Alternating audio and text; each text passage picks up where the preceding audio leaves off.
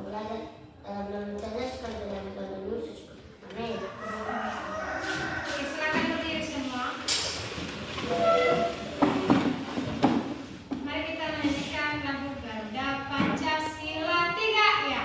Garuda Pancasila, akulah pendukungmu, patriot proklamasi, sedia berkorban untukmu. Tepuk semangat. Semangat,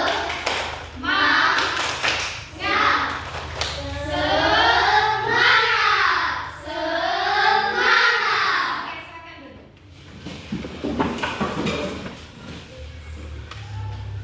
Baik, yang menjadi tema pembelajaran kita pada hari ini itu lingkungan sahabat kita dengan subtema manusia dan lingkungan. Baik, yang menjadi tujuan pembelajaran kita pada hari ini itu melalui kegiatan melakukan pengamatan, siswa mampu mengidentifikasi manfaat air bagi manusia, hewan, dan tumbuhan dengan baik. Nah, silakan siswa-siswi kami membuka halaman 1. Di situ terdapat gambar. Silakan diidentifikasi. Tunggu beri waktu. Sudah siap? Sudah. Oke, siapa yang bisa memberikan tanggapannya tentang gambar tersebut? Oke. Satu, pada gambar pertama ditunjukkan lingkungan yang indah berupa area persawahan yang subur. Dua, pada gambar kedua terunjukkan anak-anak usia SD sedang menanami tanam. Tepuk tangan. Pada